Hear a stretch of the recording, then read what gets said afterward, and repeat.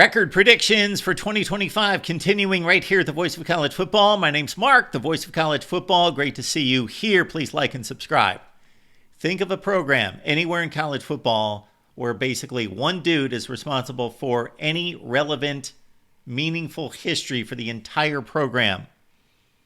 Virginia Tech, Frank Beamer, took it over in the late 80s, turned it into a national power eventually, and a really good program, strong team, top 25 team for just the entirety of his tenure, and again, for a period of time, top 10 type status, and of course a national championship game appearance in 1999. Justin Fuente took over, ran it down the tube, ran it off the rails. Justin Fuente, his first two seasons, it looked bright. He went to an ACC championship game, went 9-4, 10-4, but after that, bad recruiting, couldn't coach, couldn't get the job done, couldn't get the best players in his part of the country, and the program is basically in nowhere land. They still love it in Blacksburg.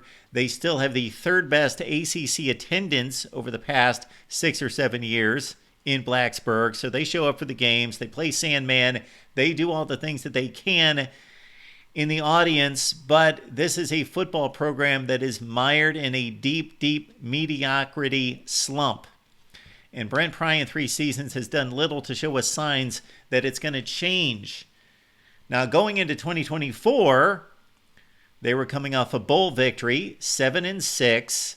They had their starting quarterback, Kyron Drones, back after a big season, 17 touchdowns and 3 picks.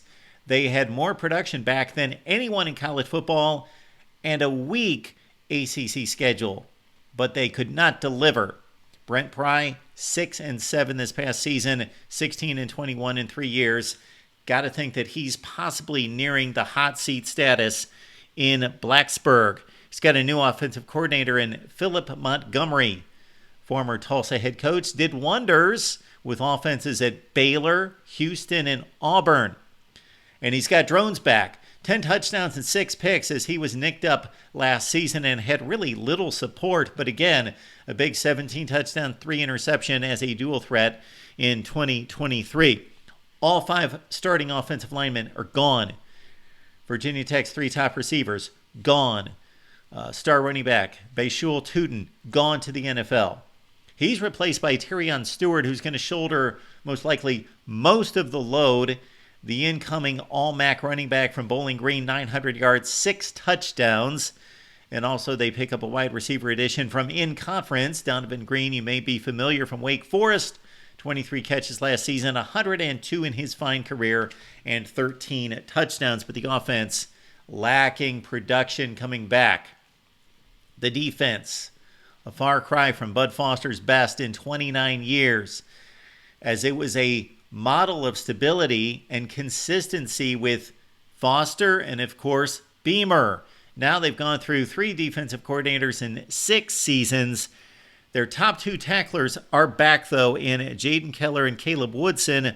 155 stops between the 2 linebackers, but the entire secondary is gone.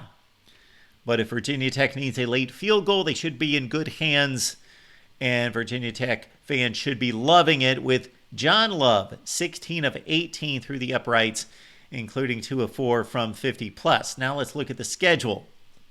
Favorable last season, still didn't help in finishing at 6-7.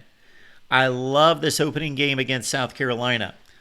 All the attention's going to be on Lenore Sellers and the Gamecocks, who just missed the college football playoff and were so impressive down the backstretch last season, and much expected of the Gamecocks. This one in Atlanta on the opening weekend, and again on this Sunday afternoon tilt.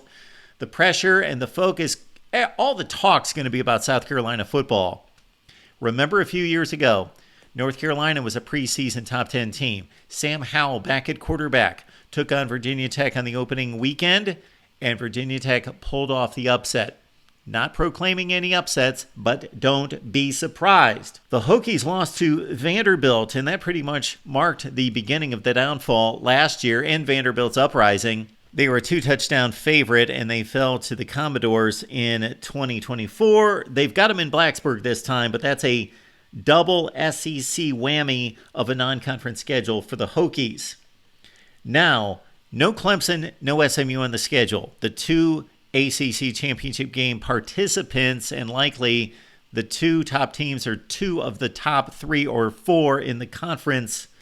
Also, no Stanford to beat up. And when you start out the ACC season, it's just a slew of toss-ups for Virginia Tech against the likes of Georgia Tech and NC State and others, where who knows which way this is going to break. This team could get a few bounces. They could get a few late field goals. They could get the home cooking back to what it was at one point when they were a nearly dominant program at home. And they could turn these 50-50 games their way, and it could be more of an 8-win season. Or it could turn the other way, because look at this November stretch with Louisville. Most likely Florida State's not going to be anything close to the horrific version of the Seminoles in 2024. And Miami. It's going to be difficult for Brent Pry to navigate a winning season, but they should be able to get to bowl play with 6 wins. That non-conference game against Vandy is going to be key. And again, the early ACC schedule has a ton of toss-up games because the stretch drive is going to be difficult for the Hokies to navigate. Let's go 6-6 for Virginia Tech with 3-5 in the ACC. Leave your comments and questions down below right here at the Voice of College Football. Like and subscribe. We'll be back with another 2025 prediction.